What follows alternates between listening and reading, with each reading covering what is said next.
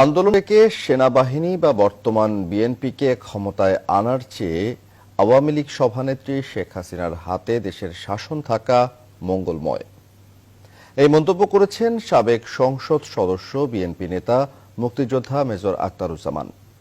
নিজের দল বিএনপির মূল্যায়নে বলছেন, দুইবার ক্ষমতায় গিয়ে তাদের নেতারাও দুর্নীতিগ্রস্ত, যে কারণে সরকারের দুর্নীতির প্রতিবাদে মাঠে নামার নৈতিক শক্তি নেই।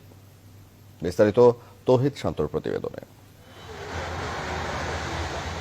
বিএনপির দলীয় মনোনয়ন নিয়ে ধানের শীষ প্রতীকে পঞ্চম এবং সপ্তম দুই মেয়াদে জাতীয় সংসদের সদস্য নির্বাচিত হয়েছেন। শীর্ষ নেতাদের বিভিন্ন সিদ্ধান্তর প্রকাশ্য মতপার্থক্য তুলে ধরে দলের ভেতরেই বিভিন্ন সময় আলোচনার সৃষ্টিও করেছেন অবসরপ্রাপ্ত মেজর আখতারুজ্জামান। আমি জনগণকে নতুন কি প্রত্যাশা দেখাবো? আমাকে তো দুইবার দেখছে। এই মুহূর্তে দেশের সংকট সমাধানে শেখ হাসিনার প্রধানমন্ত্রিত্ব সঠিক বলে মনে করেন বিএনপির এই নেতা। এখন আন্দোলন করলে সেনাবাহিনী আসবে, সেনাবাহিনী টোটালি করাপ্ট হয়ে গেছে, কাজে সেনাবাহিনীর প্রতি মানুষের ভরসা নাই। তাহলে কে আসবে? বিএনপি আসবে। তো এই দুইটার চেয়ে তো শেখ হাসিনা অনেক ভালো, আমি সার্টিফাই করবো। আপনি নির্বাচন দিয়েন না, ক্ষমতা গেছেন, কিন্তু আপনি কিন্তু সর্বদলীয় কমিটি করতে পারতেন না? আপনি বিভিন্ন ইস্যুতে কি বিভিন্ন রাজনৈতিক দলদেরকে সম্পৃক্ত করতে পারতেন না? এই যে কোভিডের টিকাগুলো সংগ্রহ করা হচ্ছে, কোত্থেকে ভালো টিকা নেওয়া হবে, কিভাবে দেওয়া হবে, সেটা দেখভাল করার জন্য, এবং যে প্রণোদনাগুলো দেওয়া হচ্ছে প্রধানমন্ত্রীর তরফ থেকে, সবগুলো দেখার জন্য একটি সর্বদলীয় রাজনৈতিক কমিটি করে দেন। ক্ষমতায় থেকে বিএনপি নেতারা নিজেরাই দুর্নীতি করায় ক্ষমতাসীন আওয়ামী লীগের দুর্নীতির প্রতিবাদেও সাহস হারিয়েছেন তারা। এখনকার যে বিরোধী লোকদের নেতা বলেন, সব বলেন, বা বিএনপি বলেন, আমরা যে করাপ্ট প্রসেস দেওয়া হয়ে আসছি, ফলে আমরা সবাই কম বেশি করাপ্টেড, আমরা সব দুর্নীতিগ্রস্ত।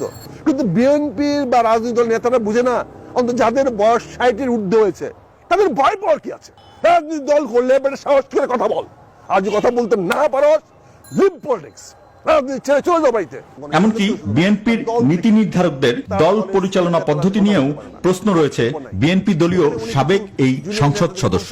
আমার মহাসচিবরা তো শক্তিশালী হচ্ছে না, আমার স্থায়ী কমিটি তো দলের চেয়ারপারসনের সঙ্গে তর্ক করার মতো সাহস রাখতেছে না, নির্দেশনা শুনে এটাকে ব্রেটিং করে দিচ্ছে, হ্যাঁ এইটাই ঠিক।